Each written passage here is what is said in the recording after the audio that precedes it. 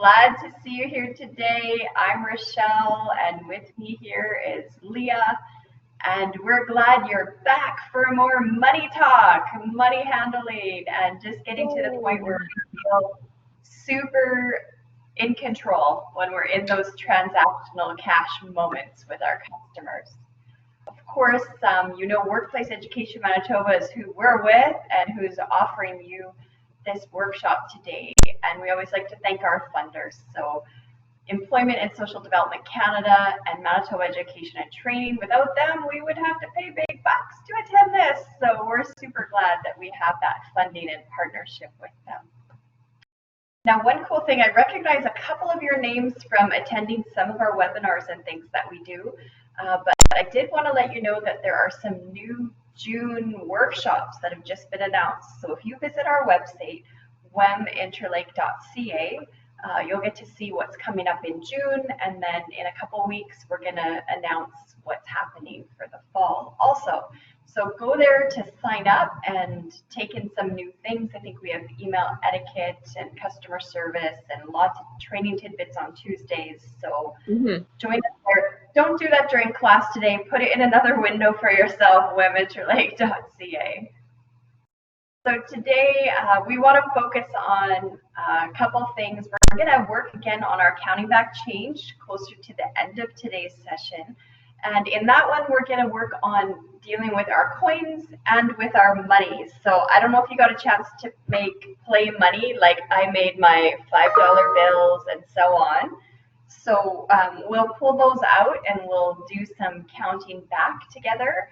And then focusing on sales tax and how to calculate that. And we even have a fun trick for you with that. And then learning the relationship between percentages and discounts. So just to orient you to your screen again, on the left side, you have a little arrow. If you don't see any chat, you have a little arrow that shows you to expand where there's an attendee chat. So I'm going to go ahead and type a little message in there. And if you see that chat, could you just answer me there with a little greeting or a hello, something that you can say to us in the chat on your left side. That'll show me that you all know where that is if we ask you for answers to questions and input. And that's awesome. We've got lots of you who are techie and you see where that chat is. And then up at the top of your screen, you have a little emoji button. And so one thing that happens in webinars is we're here broadcasting for you, but we can't see you. So the way you can interact is to send us one of those emojis. So could you go ahead and use your thumbs up, your laughter, your happy face? Show us that you know where your emoji button is on the top of your screen. That's awesome. And then also up there near that is a place where you could input questions. So if you wanted to put a question in there, it's something that would show up privately to Leah and I, and we could see that. Or you could always do that privately on your chat on the left too. Glad you're here. Wondering about if you discovered anything this week. So I know Leah discovered something brand new this week, and she's going to tell you about that resource online. But did you discover anything or use any of the apps or websites this week? Or did you even get a chance in your own place of employment to be able to use some of the techniques and skills that you've been learning? Pop up for me in the chat one of the websites you visited or one of the apps you used that you found interesting. And I used Changemaker, and I also did that with my kids, so that's pretty cool to be able to use that resource. And I also had never heard before Leah's tip of just when you're at a new calculator, put in the calculation that you know the answer for and test it out. So I took that away from last week and thought, I'm going to use that now. So that was a good tip. And if you have things to offer too, feel free to just go ahead and put that on the side chat for us. And oh yeah, YouTube videos are awesome for that.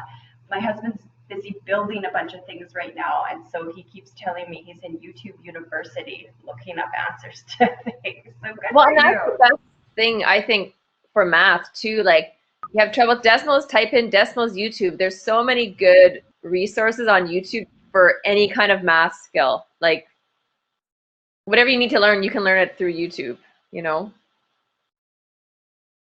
Awesome. Okay, well, let's dive in. Woohoo! All right, everyone, I get to be the teacher today. Oh, sorry, Rochelle and I are both the teachers, but I'm doing the decimals and percentages and things. So percentages, taxes, and discounts. I'm going to go to this next slide because I like to show this graph. This picture, I love it because it shows everything related. Usually in school, people are taught fractions. Then they're taught decimals. They're taught percents. They're taught them all separately, and I don't think people really realize how related they are and how interchangeable they are. So if you look at these, all these things represent the same thing. We've got 3%, which percents are really just representatives of fractions over 100. So 3% is just 3 over 100. 3 divided by 100 is 0.03. And then you have your visual with the blocks, right? It's 3 blocks out of 100. All these things are related. And really, when we talk about changing, fractions to decimals, decimals to percents, all those sorts of things, the reason you're changing them is just to get them into the form that works with what you're doing, right? We're working with money. Money has decimals. So you want everything to be in decimals, right? Same with percent. You're in a store, you see 50% off. You're changing that to a decimal to calculate because money's in decimals. Whereas let's say you were marking a test and you're a teacher and you want to give your answer in percents, then you're changing it from whole numbers and decimals to a percent. So I have this picture in your booklet as well because I just want everyone to remember it's all the same. It's just the format that you're using for whatever situation you're in.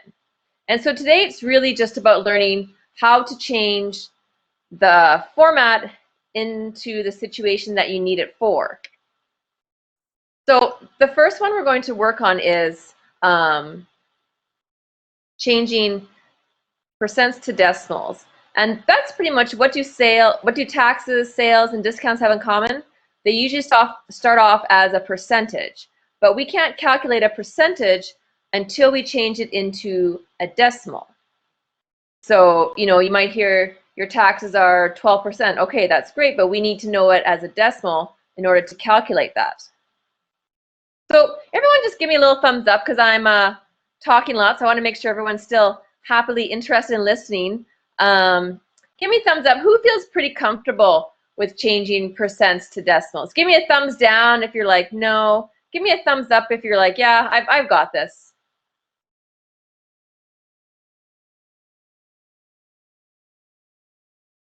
Good, good. So that's telling me a lot of you are pretty comfortable with this. So we'll probably cruise through some of this pretty fast. I am going to ask you to still do some of the work. And the reason I say that is because from being a math teacher, people would always say to me, oh, yeah, I know how to do it. I know how to do it. And then I would say, okay, well, show me, right?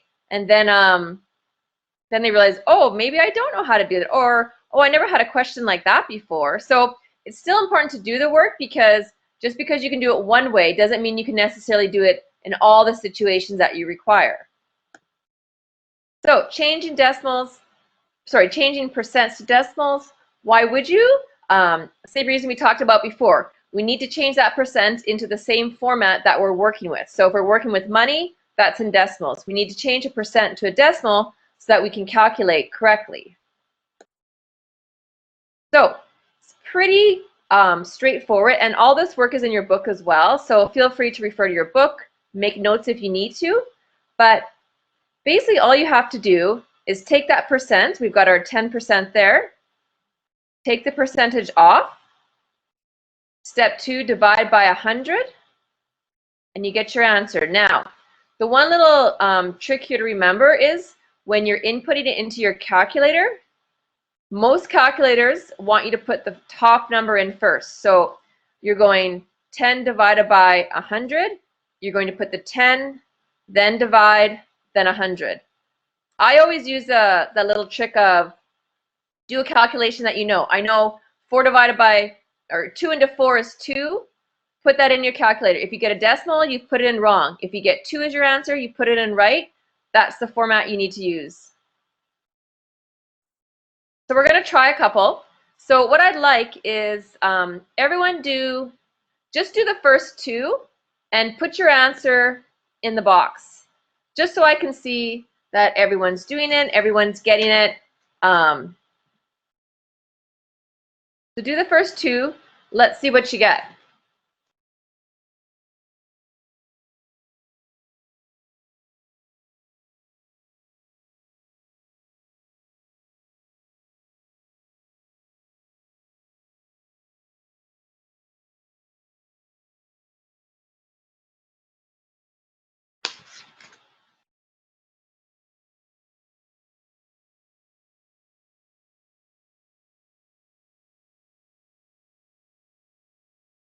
I'll give you 1 more minute here, and then let me know what you got.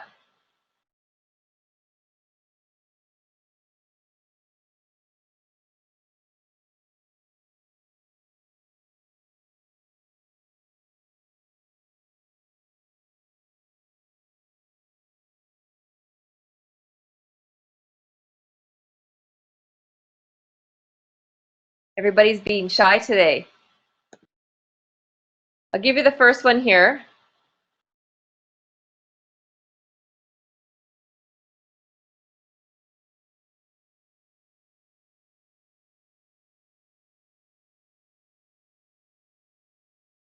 Good. So we had a question. We're changing the decimals, the percentages to decimals. So on the right-hand side of the screen there, you've got 3.75%, we've got 65.5%. We're taking those and we're dividing by 100. So you're taking that 3.75, take off the percentage, so you just have 3.75, and then you're dividing that by 100.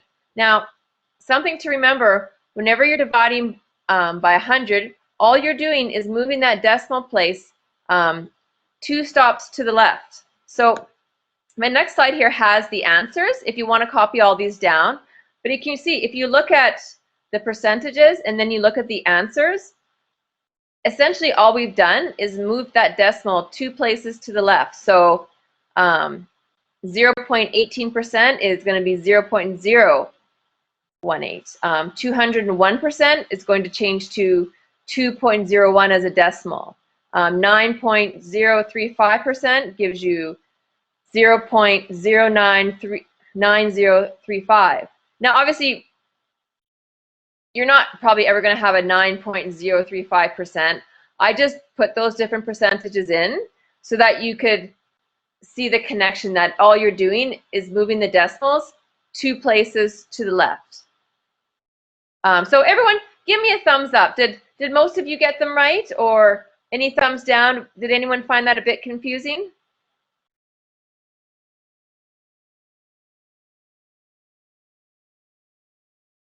Good, good. Excellent. Good to see. All right, perfect.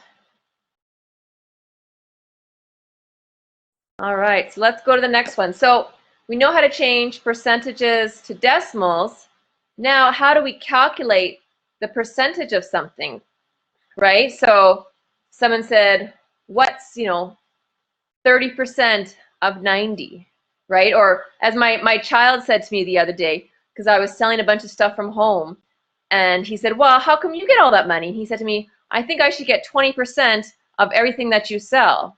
I told him no, but that would be an idea, right? If I sold something that was $80 and he wanted 20%, how would I figure out that calculation? So it's really the same thing. We have a percentage and we have a whole number. We have to have those in the same format so that we can calculate them. So if I'm taking, in our example here, 25% of 82, step 1, we have to get that percentage in the same format. We have to take that percentage and change it to a decimal. So we take the percentage off, divide it by 100, you're going to get 0.25. You multiply that by the number you want to get a percentage of, we get 20.5. And that's all it is. To figure out the percentage of something, have them in the same format and multiply that. So same thing here. Let's take a minute.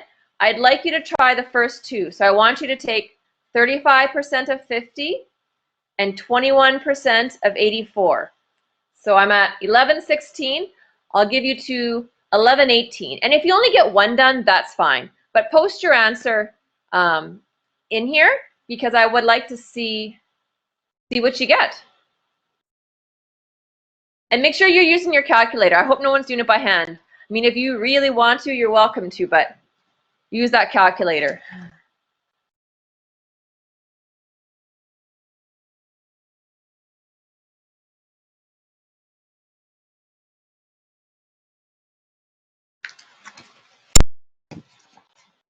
Yeah, yeah, it's true.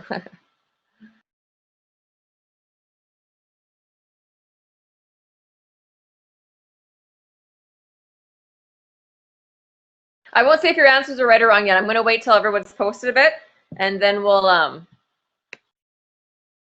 go from there, because I've got them all on the next slide here, so then we can all look at them together. And if you've got them both done, do the rest. See what you get, because when I post, it'll have all the answers. So try it out and see. Excellent. I'm loving this. I'm loving that people are posting. Awesome.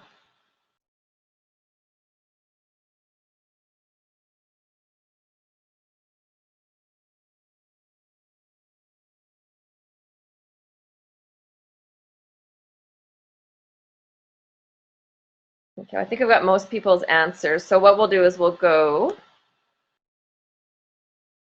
So you'll see here, 35% of 50 is 17.5 or 17.50. That's something important to note. Your calculator won't always show the 0 beside the 5, but it is there. So 17.5 and 17.50 are the same thing. Now, if someone said round to 1 decimal place, you would leave it as 17.5. If they said round to 2 decimal places, like we do in dollars, it should be 17.50. So make sure you copy those answers down. If you're not getting these answers and you're struggling, make sure to email us, and we can figure out a way to chat with you so that you can understand how you're or why you're not getting those answers. And I just wanted to make an opportunity available also. I know I wouldn't be inclined to type my questions about things I didn't understand into the attendee chat. You do have an option though to message us privately. So in that same chat box right at the bottom, you can choose send to all, or you can send it just to us, the presenters. So Leah's in there, and then of course I'm in there as Workplace Education Manitoba, and you could click on just sending it to us and send a question in there, or of course you can do that privately by email also, but just wanted to let you know about that privacy option. Absolutely. Yes, absolutely. Feel free to send that in. Give me thumbs up. Does everyone have them copied down? I don't want to make sure everyone's got the answers before I change, because I'm a big believer in, if you have the answers, you're going to learn more because you can sit there and work on it until you get that answer. So someone give me a thumbs up. Are we good? I can move on.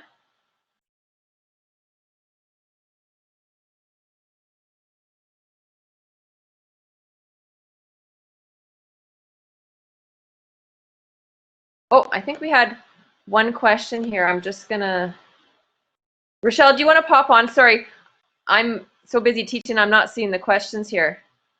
Yeah, I know you can't see the chat. I have a private chat happening with a student, just the one where we're getting this 42.3%. Maybe you could just walk us through that one. Sure, which question is that one? Oh, 42 point, oh, you know what? And it could be as good as I am with math, no, I'm joking. No, I still make mistakes. I'm just thinking, just do that one, the 42.3% of 9. That's Yes, like I'm gonna get my calculator. I'm just getting my calculator.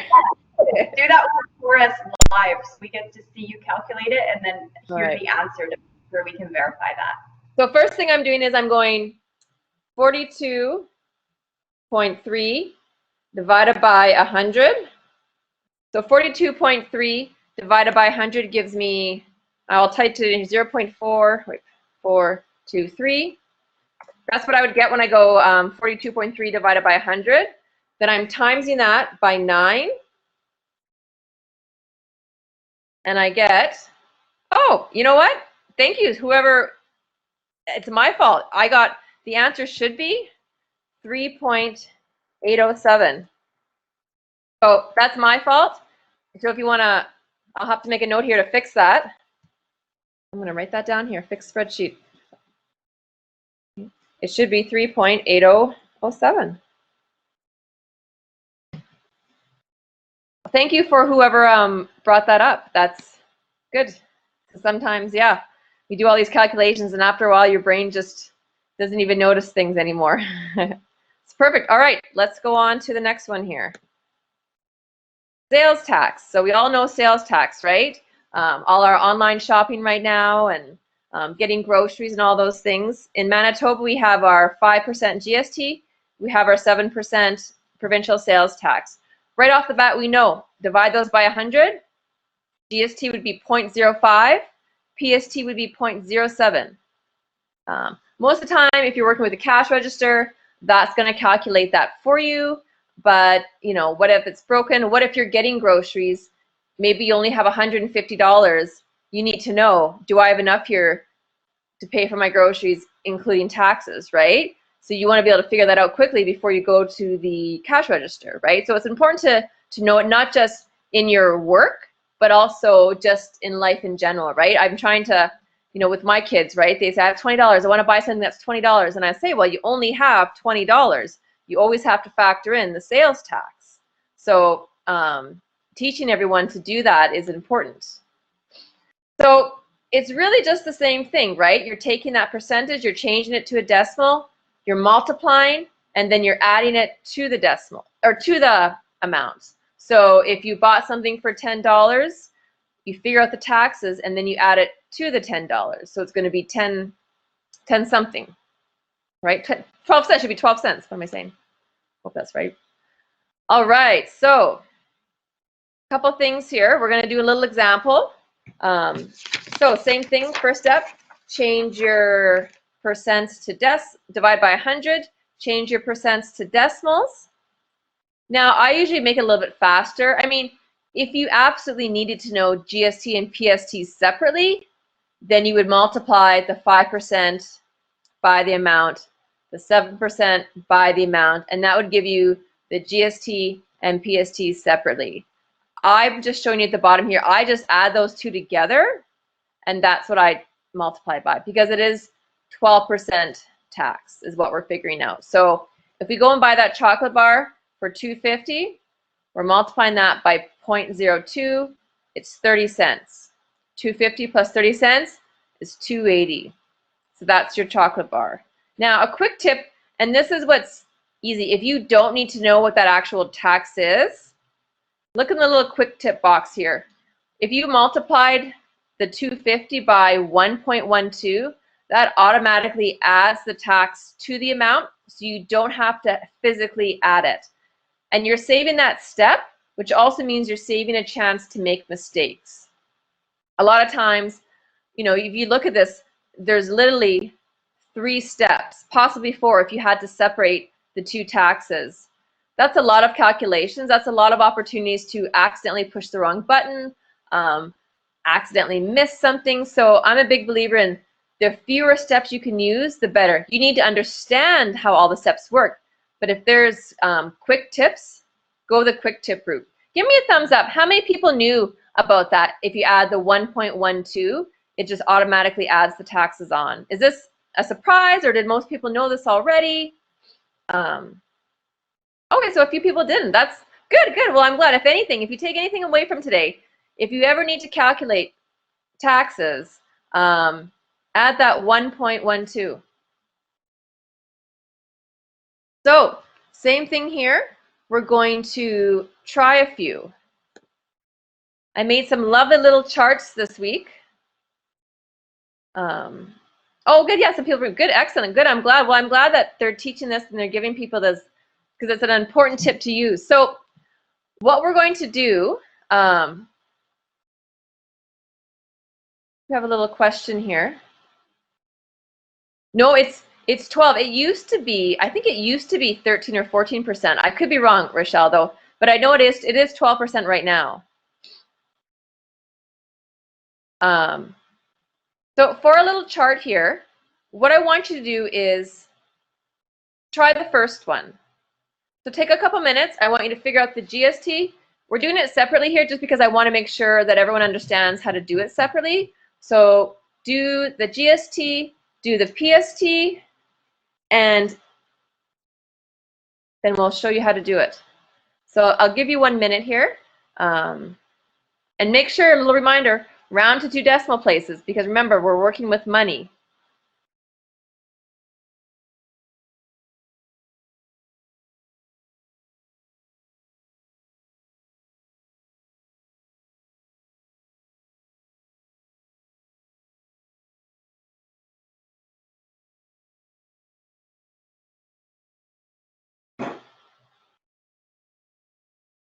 Once you've done the first one, give me a thumbs up, just so I know, and then I'll show you the breakdown of the answers.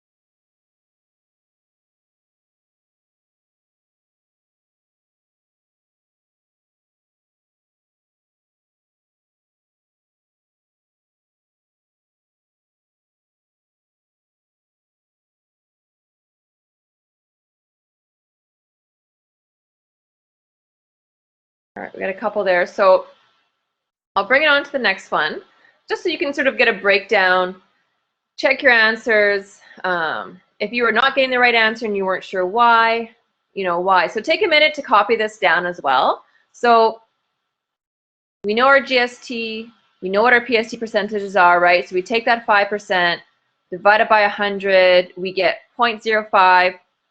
We multiply that by the product amount, which is 1935. You're going to get 0.9675. Because we're working with money, we're going to round that to 2 decimal places. Now you look at that 0.9675. Remember, 5 and higher, we round up. So the 5 turns the 7 to an 8. The 8 turns the 6 to a 7, which gives you your 0.97. Same thing with PST. We multiply the 0.07 by the 1935. We get 1.3545. Same thing there. We round up. The 5 turns the 4 to a 5. That 5 would turn the 5 to a 6. We've got 1.36, actually. Sorry, my bad. That's a little mistake there. I'm going to make a little note about that. So our decimal actually would be up by 1. It should actually be 21.68 for both of them. I showed both calculations, doing it that way or doing it by the 1.12, because sometimes you will be off by 1 cent just because of the rounding. But in this case, you would get 21.68 for both. So I'm just going to make a note here that that actually should be 1.36. And that's tricky sometimes.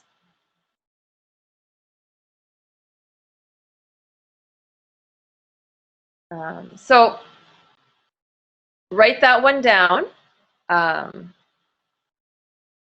Make sure you're getting it. But like I said, in real life, all you're going to do is take that 19.35 times it by 1.12.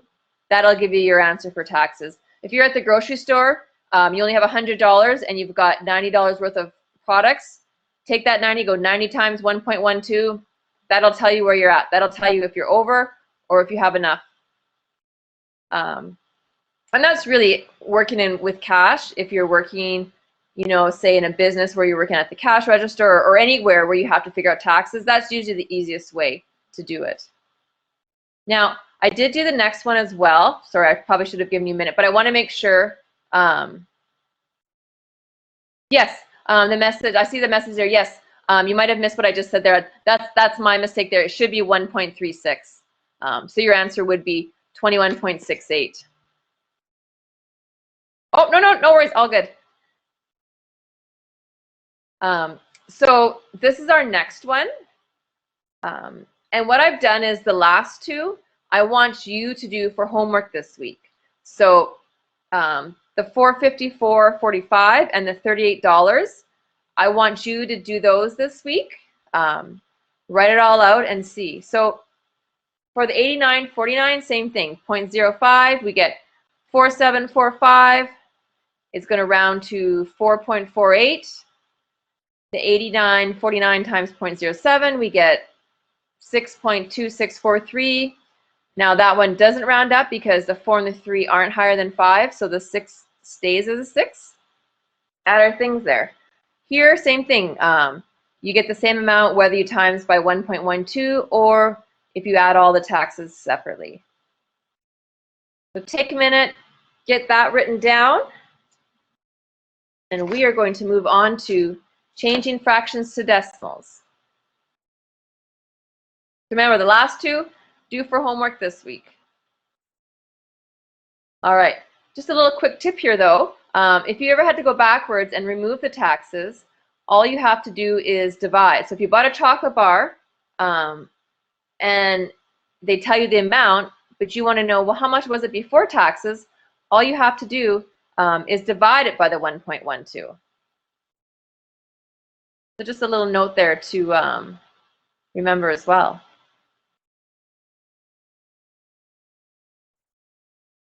All right, fractions to decimals. Same thing here. Why do we do it? We have to have it all in the same format in order to calculate, right?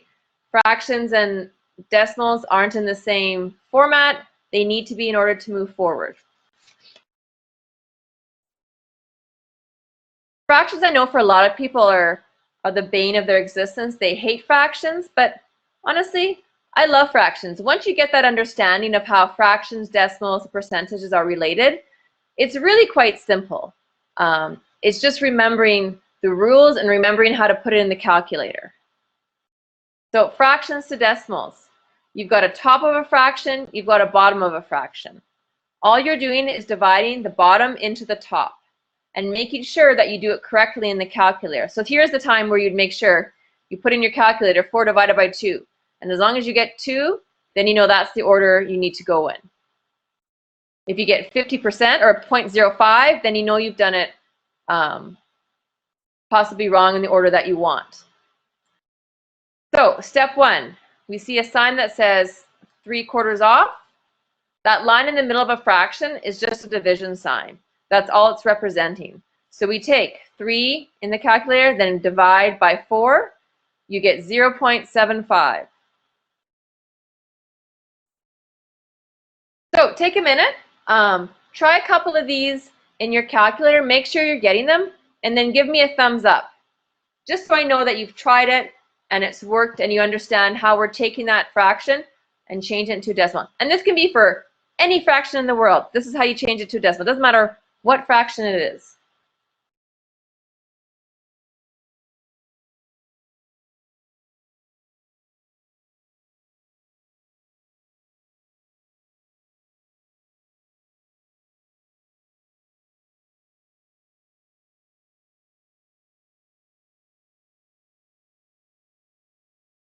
You've tried those one. Here's a couple more. Good, good. Copy them down if you want so you've got them in your answer book, sorry, your workbook, and then you have those answers to practice with later to refer to if you want to try them again.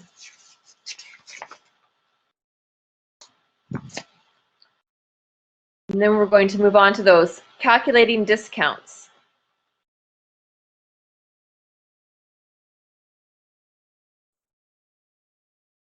So discounts are usually shown as a fraction or a percentage, right? You go in a store, it's usually half off or, you know, 50% off, that sort of thing. I've never seen like, you know, 7/10 off or anything like that. It's usually those common, you know, 3/4, half off, 25% off. But regardless, you still need to change it to a decimal to figure out what that percentage is or what that amount is. So same thing here. Change the discount from a percent or a fraction to a decimal to figure out the percentage of something. Remember, we just multiply it by it, and there's your amount. So you go into a store, you see that it's 1/3 off. We know 1 divided by 3, it's 0.333, a bunch of threes. We round it to 2 decimal places because we're working with money. Take that amount, multiply it by the amount, $12.95. The discount is $4.27. Subtract that from your original price. There's your sale price, $8.68. And this example is in your workbook as well. I'm just going to, I want to move fast, but I want to make sure we get done in a timely manner. I tend to talk a lot. So we're just going to do the first one, and then I'm going to assign the next 3 for homework. So take a minute. All right, we've got $12.95. Actually, you know what? Never mind. We just did that one. We're going to do the second one. Sorry. $19.95. It's 75% off. And I mixed it up here, so you're lucky. You already got the regular price, regular amount off. So what's our final total? Give me a thumbs up once you've got the final total. And just for practice, if you want, see if you can figure out how they got the $14.96, right? Actually do the calculations to make sure you can get that amount.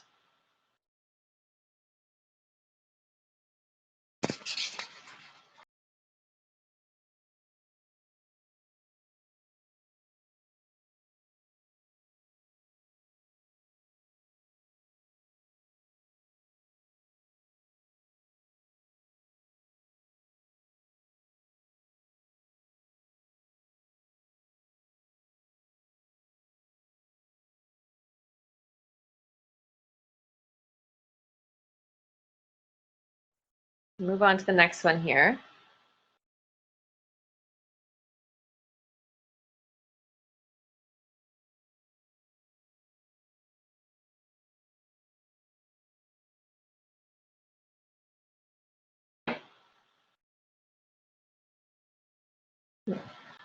So give me a thumbs up if it makes sense there what I was doing. Good. But here's the breakdown if you weren't sure how I was getting stuff. It's all right there. Write it down so you have some notes. Now, because we are getting a little shorter on time, and I want to make sure that Rochelle gets her stuff in. If you go onto page 9 of your workbook, I have a chart there. Now I'm going to bring up the chart here.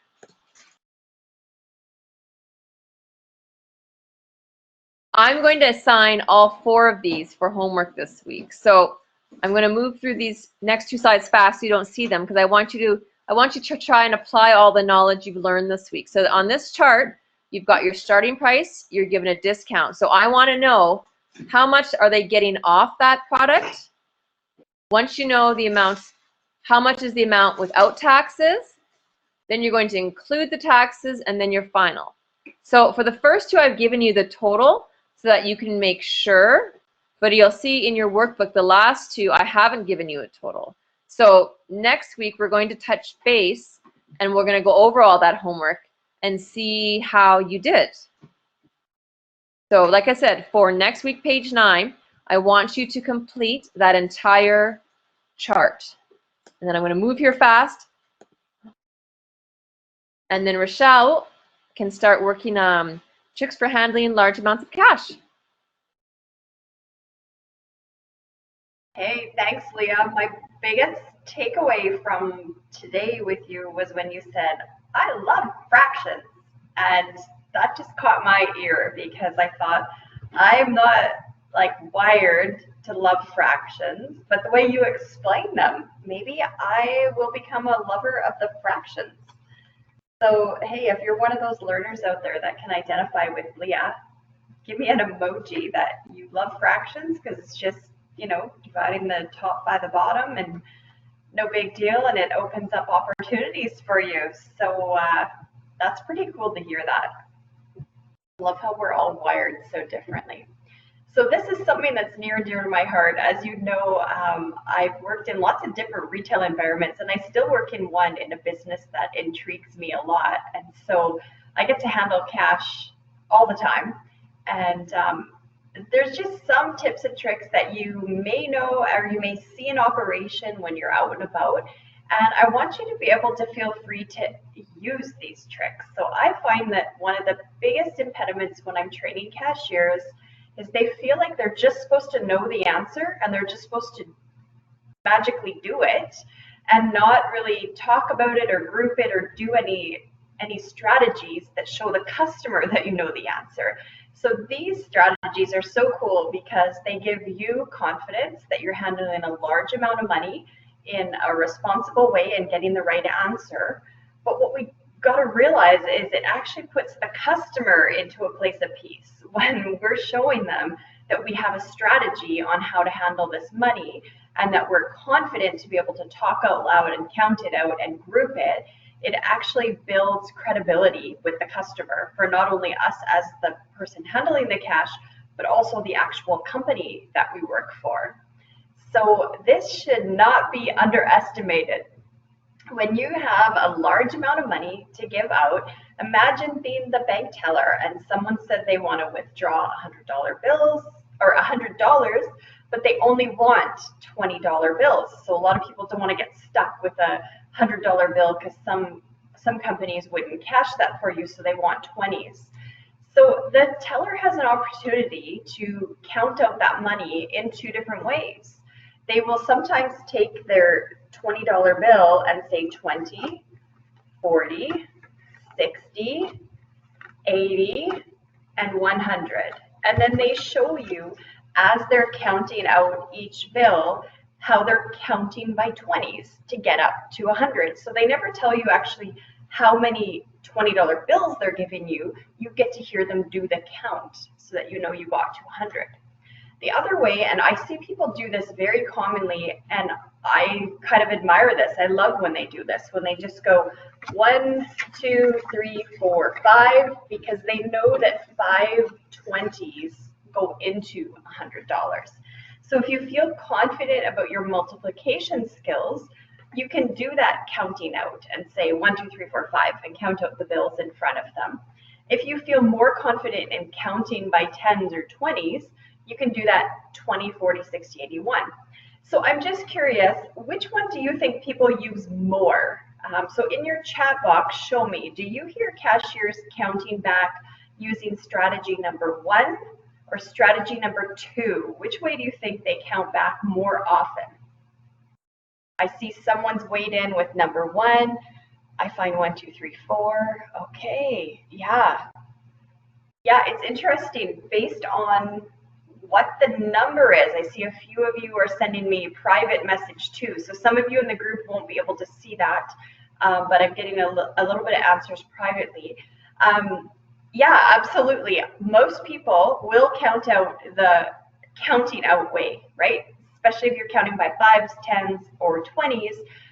It is easier to count the first way, and it's actually easier on your customer too, because you don't know how they are with their multiplications. So that counting out the bills and stacking them is a key piece that you should practice when you're not in front of someone. Practice it at home. Now I need to know with an emoji if you have made your bills for today. Did you make your dollar bills? So we have already had a class where we talked about having coins available. And then last class, we asked you to make your bills that you would need for today. So if you have your dollar bills, whether they're real or you made them, can you give me an emoji that you made some money? This is all that mine look like. They're just totally homemade. That's my $50 bill. Isn't that fancy? I didn't even draw a prime minister on there. Silly me. So really simple. I gave them all just a little bit of a different color. I made my 20 green so I'd recognize it just like a real 20 or whatever. So it looks like not everybody has their bills ready to go. So you're going to have to imagine it as you go. This is a key one. What if you had to count up for someone $500. And what if those all had to be in $20 bills? Well, you could get lost very quickly counting out 20, 40, 60, 81, 120, 140, 160, 180, 200. It doesn't really work very well, right? So what works better is visualizing the 5 groups. So this goes back to our first session together with multiplying, right? We know that 5 groups could be multiplied to make a whole number. So being able to say 20, 40, 60, 80, 1, and laying that down, and then starting a separate pile, 20, 40, 60, 80, 2, or 200, and doing that 20, 40, 60, 83, 20, 40, 60, 84, and then finally getting to 20, 40, 60, 85. Now here's the key. When you do your groupings, you have to keep them in separate piles in front of you on the counter, okay? So even if you're going up to $1,000 all in $5 bills or all in $20 bills, you're keeping all of your 100 groups in separate stacks. This is so important to not get lost, and I've experienced this as a customer where the person's getting lost, and so then they're recounting over and over and over. And you got to think, if you're ever getting lost in counting back change, there's a reason you're getting lost. It's not because you're dumb. It's not because you don't know the answer. The reason you're getting lost is because there was some kind of environmental factor that took you off of thinking about the math calculation you were trying to make.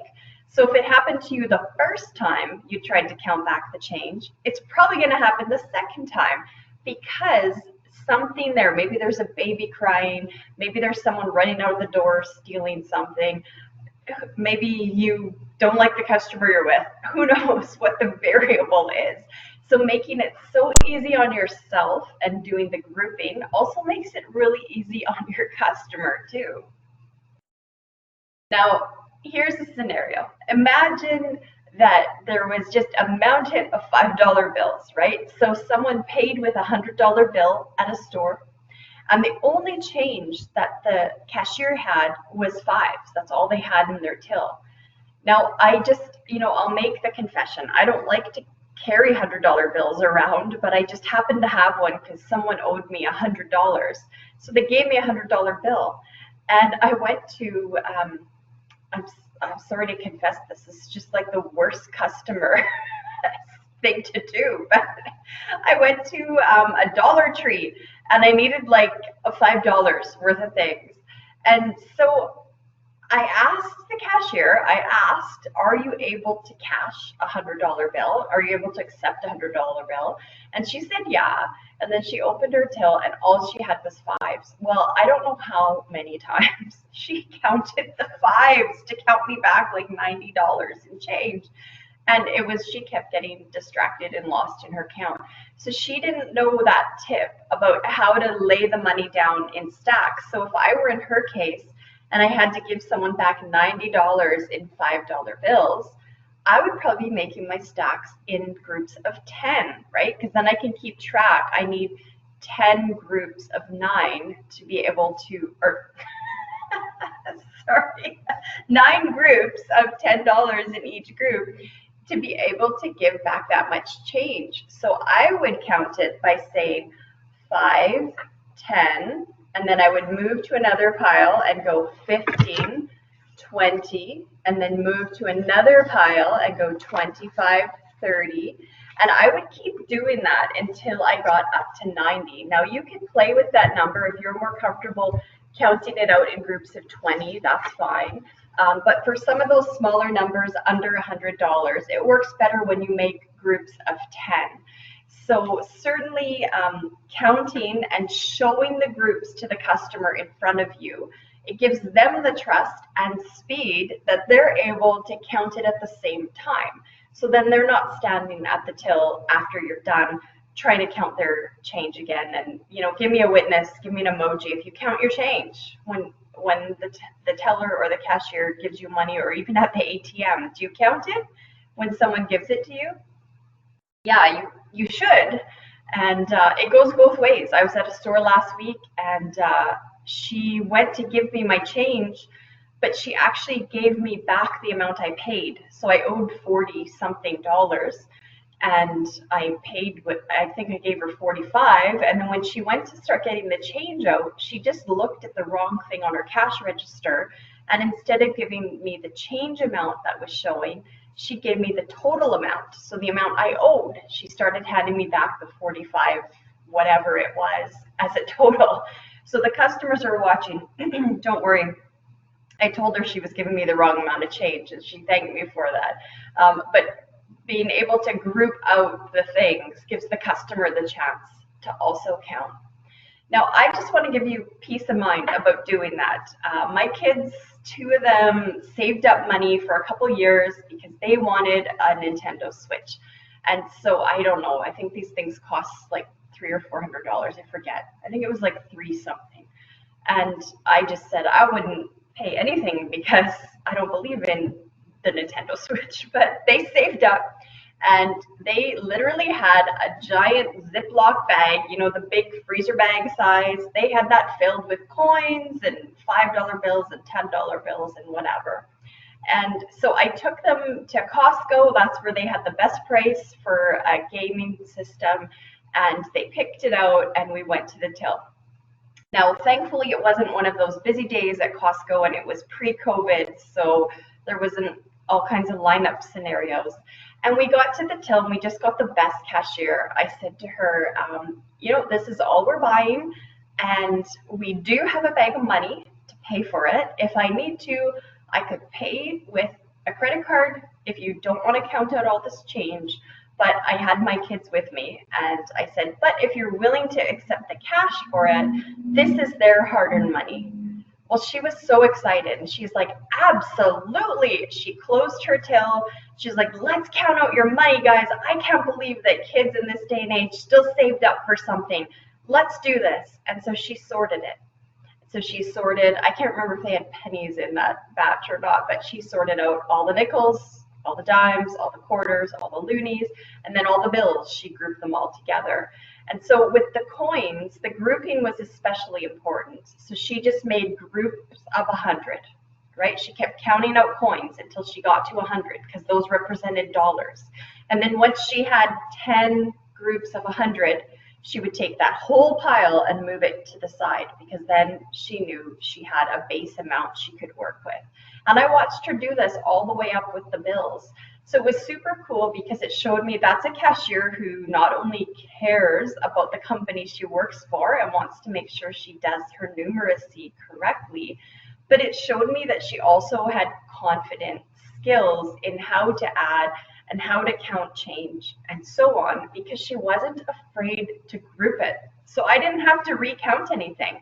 I got to count as she was going along, and handing over $300 or $400 or whatever it was a no fear situation because I got to see how she grouped everything and counted it out. So that was a really neat experience for my kids too, because they also got to learn to count it and group it and so on.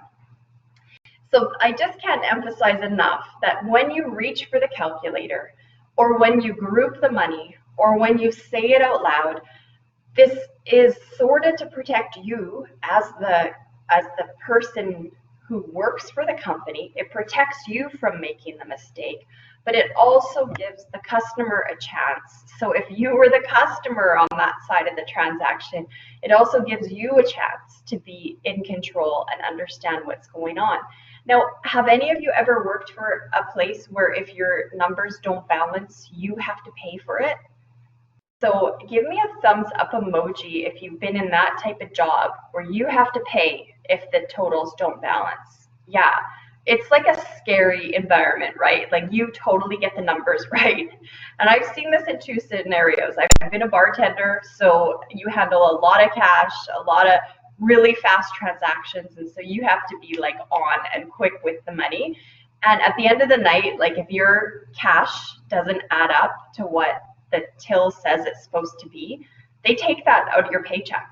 And this happens a lot in food service. So waiters and waitresses often get this type of punishment if their math is incorrect. So counting out loud in front of someone, I learned to do that right away when I realized if I don't do this, it's going to come out of my paycheck. It also happens with petty cash. So do you know what petty cash is? If you do, give me a thumbs up emoji if you're familiar with using petty cash.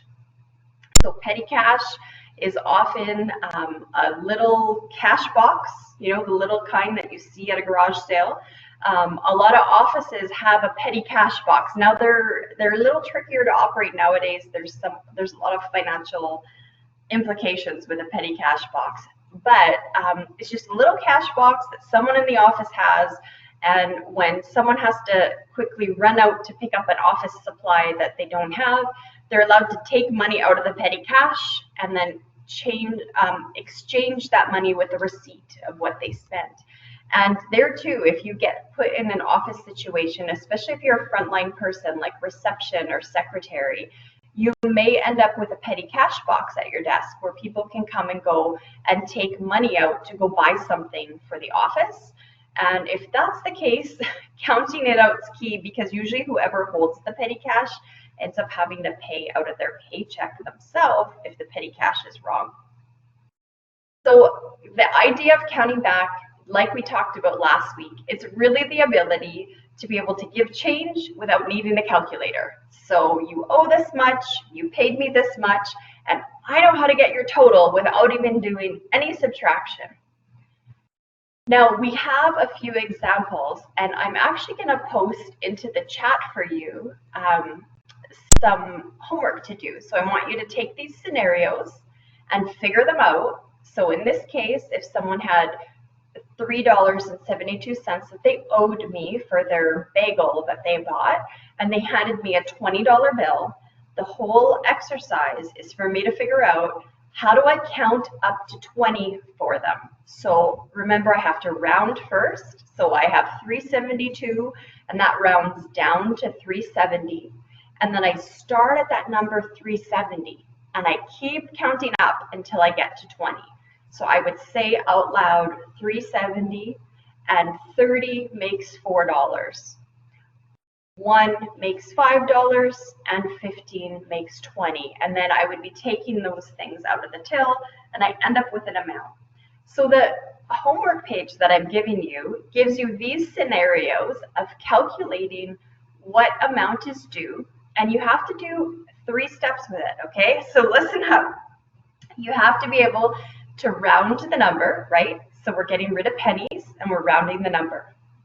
Then you have to be able to count back how much money you're giving them. So do that with your play money right in front of you and count it out. Once you have that little group of play money, maybe you'll have some bills and some coins. Once you have that laid out in front of you of how much you gave to them, then add it up and give me the total of how much change you gave them. So this is the one where you don't use the calculator. You use your practice money, and then you figure out what you gave them. And because money is in different denominations, if I was going to give someone $50 change, there's 100 ways I could do that with bills and coins and so on.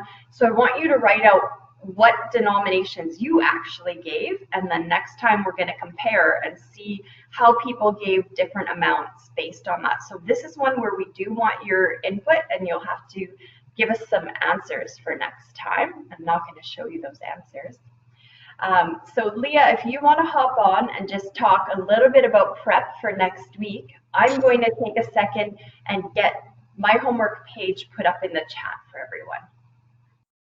Yes, so for next week, get all your work in the workbook, so those charts, finish the last chart and then the last 2 questions for the other charts.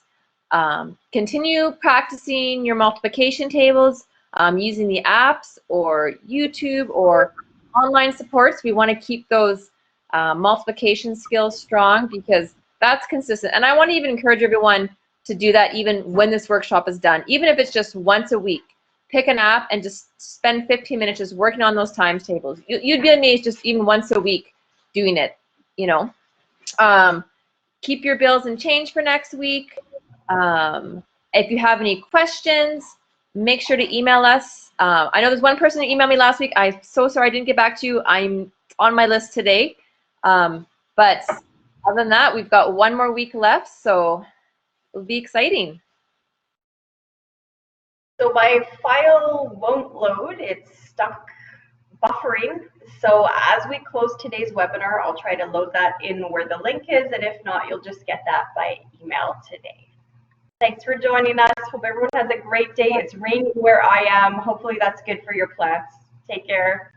All right, thank you. Bye.